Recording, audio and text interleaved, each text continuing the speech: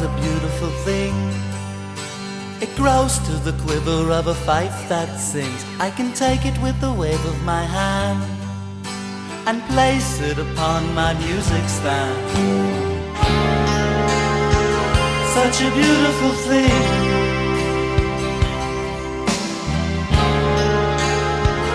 Such a beautiful thing. Hello, everybody. Thank you for joining us. Special shout out now to those of you who are watching the prepared, recorded video. We're so glad you are watching the videos. All of my videos are put on 3 different platforms. They are put on YouTube and BitChute and Rumble. Be sure to subscribe to whatever platform you are watching this on and hit that like button. The more likes we get on the videos, the more they'll show up in other people's feeds and the more people will see it. And of course, we want everybody to see it, everybody who wants to. So that would be great. And be sure to leave a comment. I love to read those comments, and sometimes I answer them. So if you want to engage with me about something, leave a comment on the video. I'm Reverend Tony Ponticello. I am the miracle minister with the priest collar, and Reverend David is wearing one today too. So that is great. There's an old expression that I am rather fond of, or I have gotten fond of it over the past couple of years. And the expression is not on my watch. Not on my watch. I tried to find out what the origin of this expression was. It apparently seems to have come from the military, probably the naval arena of things. First recorded appearance of it was over 100 years ago, but nobody truly knows exactly where it originated. But the meaning is pretty clear. It's refers to being on watch duty or on guard duty, and the person on the guard duty is expressing confidence that this thing, probably this bad thing, is not going to happen while they're on guard duty or not going to happen on their watch. And I have occasionally over the past couple of years been guided to say this to members of our community who were talking about the possibility, maybe the fearful possibility, about the tragic collapse of civilization as we know it. Maybe a societal Armageddon of some kind, falling into societal chaos. Many believe that this is actually a very real possibility. Some people even believe that it's not only a possibility, it's a probability. And there are some people who think it's imminent. It could happen any moment. It might happen any moment. It's real. And there are even those who think that it actually has to happen. It has to happen so that we can rebuild a better civilization on top of it. This is sort of like a cultural Marxism, that there has to be a revolution and things have to be overthrown so that we can have a better system in place on top of it. Be very careful of those people with that perspective. They're actually wishing civilization would collapse. Now, to all this, I said, God bless all people. I think people should do whatever they feel guided to do. And if they feel guided to prepare for this collapse of society, then God bless them. And I hope their preparation gives them a sense of peace and a sense of safety. But it has never been what I've been guided to do.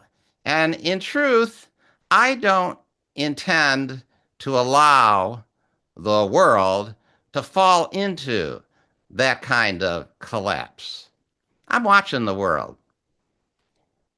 Not on my watch.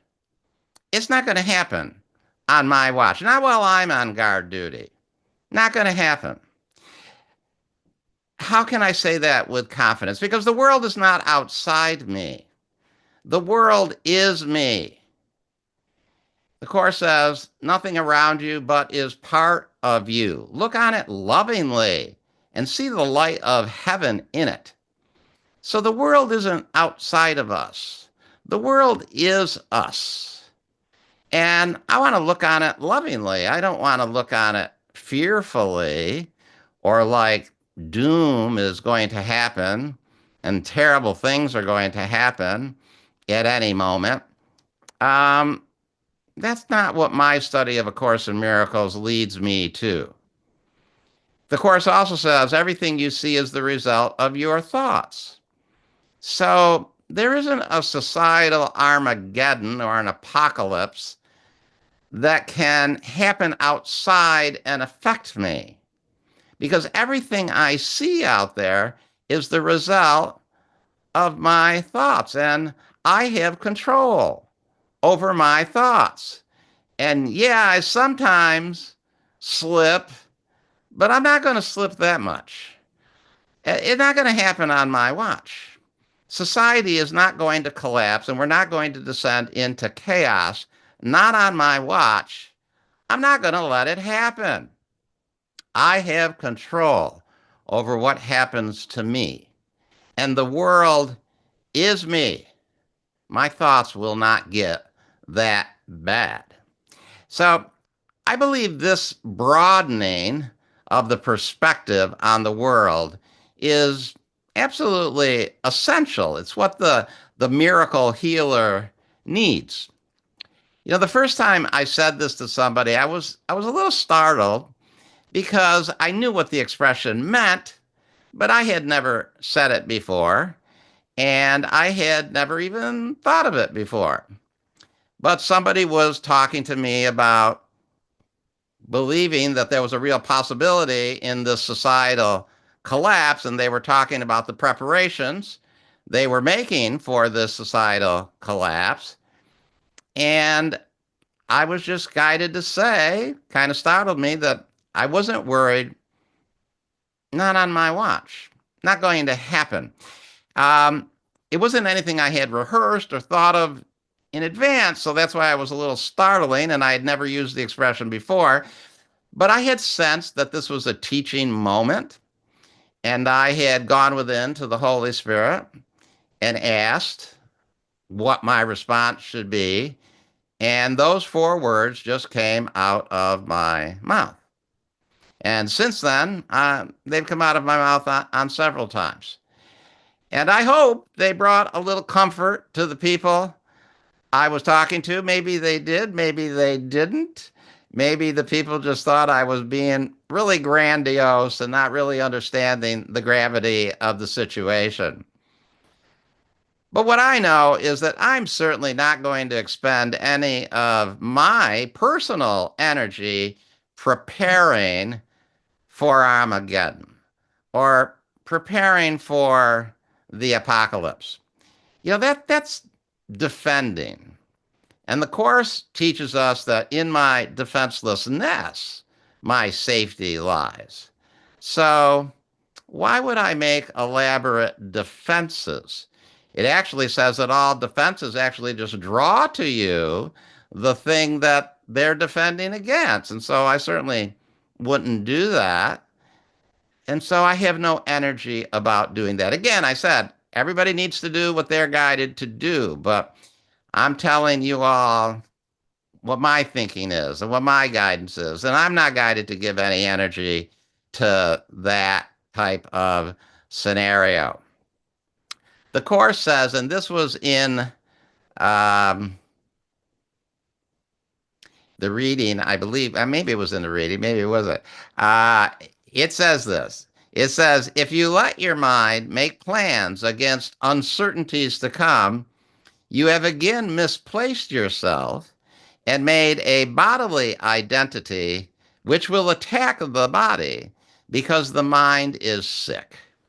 So that's another thing that sticks in my mind. Why would I plan against these tragic uncertainties that were to come? Um, that means that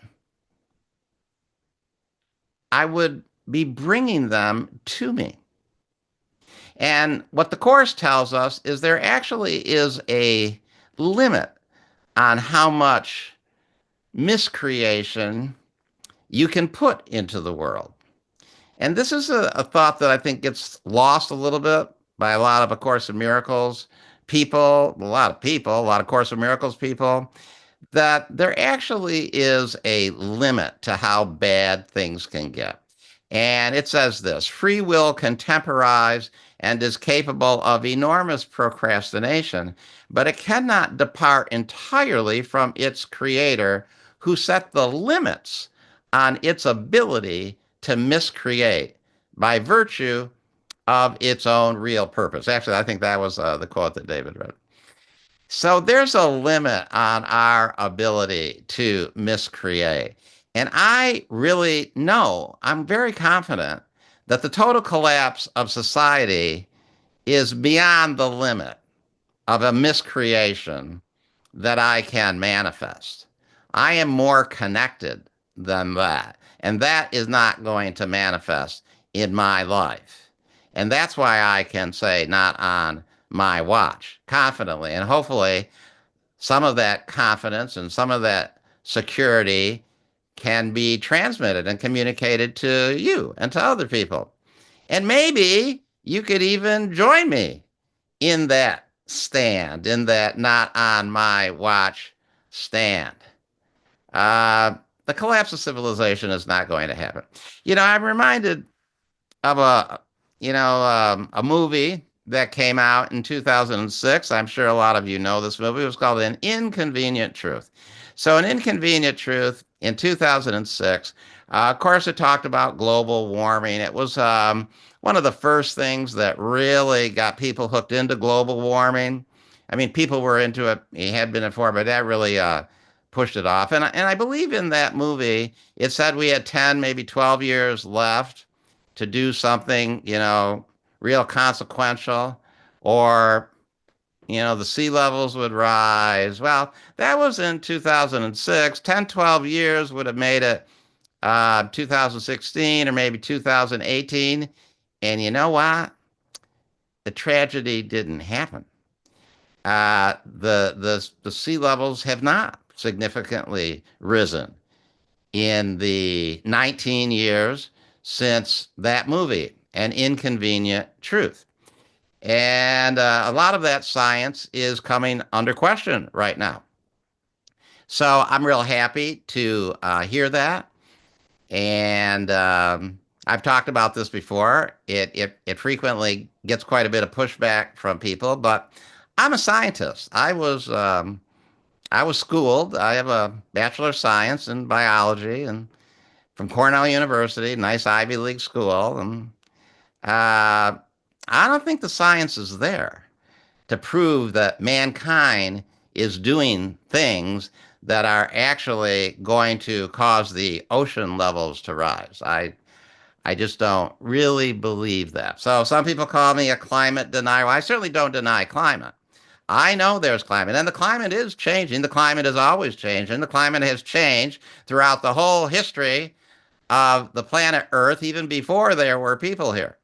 So climate goes up and down, and I've done a fair amount of study on this issue, and the science for me really isn't there to prove that man has something to do with anything substantial to do with what's going on with the climate. But that was a little, global catastrophe, Armageddon, that was predicted. Didn't happen. Um, why didn't it happen? I didn't allow it to happen. Not on my watch. Something like that isn't going to happen on my watch. Course of Miracles also says this. It says, "Watch with me, angels, watch with me today. Let all God's holy thoughts surround me and be still." So while I'm on watch, I'm also calling on the angels to be on watch with me. And my power to prevent global catastrophe can be questioned by some, though I have access to ultimate power. But maybe they could feel a little more comforted, and I can feel a little more comforted to know that I'm calling on the angels. And actually, I'm calling on all of you to be angels with me. Don't let this happen. Don't harbor that thought like that's a real possibility. Not on our watch. We won't let it happen, and we're the angels that are going to stop it. But I also like to be a little bit more open than that. Most people relate to the whole angel thing as sort of, as a metaphor. Um, but I don't know why we need to relate to it as a metaphor. We could relate to it like actual angels. Why not? I believe in angels. Here, gonna put a picture. There's a picture of a wonderful angel guarding our home. You know, I believe in angels. There's no reason why I shouldn't believe that the angels are watching with me, guarding with me. And I don't mean metaphorical angels. I mean angels, real angels, heavenly beings that are around and helping us and protecting us and guarding us. I don't see any particular reason why we have to accept the 10 references to angels in A Course in Miracles as a metaphor. I think we can accept them as real beings. I love talking about angels, and I think angels are really interesting. They're some sort of divine being, frequently thought of as divine warriors. The one thing I like about angels is that they're cross denominational. Many religions have angels, or the idea of an angelic divine presence being that is here to help us. Not only do many different religions have angels, a lot of them have the same angels. Michael, Gabriel, Raphael, they exist in a lot of different disciplines. I mean, it's one of the truly cross denominational things is angels and specific angels. So it's a real common ground. It's a bridge. And A Course in Miracles, as I said, it has different versions have different references, but the version that I studied, the original edition, has 10 very distinct references to angels. And one thing that I find really interesting about Course in Miracles when it talks about angels is that they're very traditional. There's nothing particularly unique or different about how A Course in Miracles conceptualizes angels. They have wings. They sing to us from the heavenly choir that they're apparently all members of. Uh, I mean, here's a quote. It says, "Say God's name and you invite the angels to surround the ground on which you stand and sing to you as they spread out their wings to keep you safe and shelter you from every worldly thought that would intrude upon your holiness." There's no reason to think that that's a metaphor. I prefer to think that that's reality. That I can call God's name, and when I call God's name, that's an invitation to the angels. And the angels, first of all, they're going to sing to me. I love the sound of their voices, and they're going to spread their wings and shelter me. Like that angel was that I showed you the picture of, protecting the home, protecting my home. I'm going to relate to angels as real things, not metaphors. Um, what harm would it do any of us to really relate to angels as real beings instead of metaphors? What harm would it be to relate to all these references to angels in A Course in Miracles literally? None. So, another thing interesting about angels is they're somehow outside the Holy Trinity.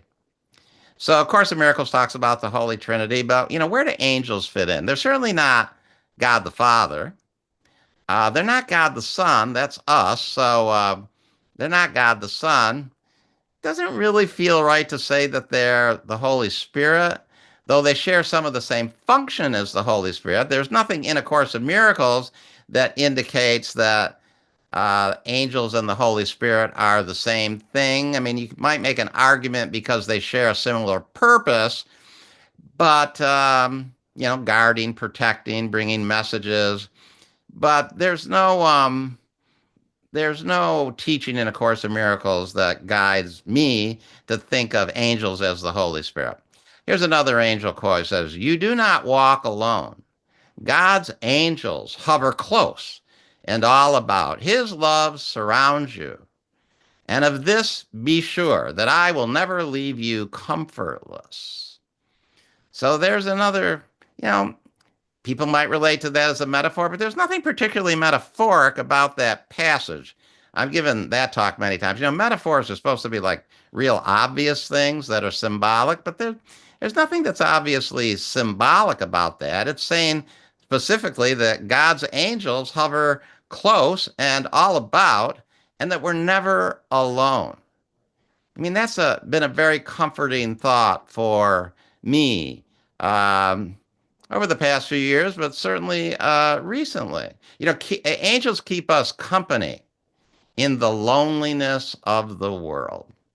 And they comfort us, and they heal us, and they bless us, and they protect us, and they guard us, and they're with us. And so we are never lonely. We never have to be lonely if we remember the angels that are with us all the time. And sometimes I can feel lonely. I mean, that's a little egoic spin that I get into from time to time. I have long-term friends, friends that I've had since high school. Of course, I have my family that I'm close to. Sometimes I feel they don't really understand me. Don't even really want to understand me, don't want to follow anything that I might want to talk to them about, and maybe doesn't even want me to talk because it's too challenging. And sometimes I don't. I just, I'm quiet around them. They don't share my thought system. They don't share my spirituality, my religious focus, and that can, in my mind, when I think of it incorrectly, manifest a little loneliness. Sometimes, often, even in my own spiritual community, uh, I feel that they don't quite understand me either. Or maybe they don't want to understand me, or they just think I'm too out there. I'm just a little too out there for them. And, sometimes that can make me feel a little bit alone. But then I can remember the angels, and I mean the real angels, not the metaphoric ones. I can remember Michael and Gabriel and Raphael and whatever other angels I might want to manifest. And then along with Jesus and the Holy Spirit, my gosh, it's a crowd. Uh, and they get me. They understand me. They don't think I'm too out there. And they don't particularly want me to be quiet either. Actually, they want me talking. They're helping me, all of them, really be able to feel confident when I say, not on my watch. Armageddon is not going to happen. I'm not going to let it happen. The angels are guarding with me, watching with me, and it's not going to happen on our watch. One of the reasons why I probably am giving this talk today is because what's going to happen tomorrow? Tomorrow in our country, President Donald Trump is going to get inaugurated as the 47th president of the United States. And there are quite a few people, and I live in San Francisco, there are quite a few people I know who think this is going to be Armageddon, to think this is going to be the end of democracy as we know it. And they're trying their best, but a number of them are afraid. And what I want to tell them, and if you're one of them, not on my watch. It's not the end of democracy. I'm not going to allow that to happen. And I've got angels, real angels, watching with me. Not metaphoric ones, real ones, strong ones. Warrior angels. Archangel Michael, Archangel Gabriel, Archangel Raphael. It's not going to be the end of democracy. It's not going to be the end of our society as we know it. I mean, our society is always evolving, kind of like climate. It's always changing. I'm not saying society is stagnant, but it's changing in good ways. That's what I'm going to manifest. That's what my healed perspective is. And with the help of the angels, that's what we all can manifest. So watch with me. Be on guard duty with me. Be on guard duty, especially tomorrow. And if you hear somebody going into that Armageddon type of thinking, tell them it's not going to happen on your watch. And it's not just your watch. You're watching with the angels. Not on my watch. That's my talk for today. Thank you very much.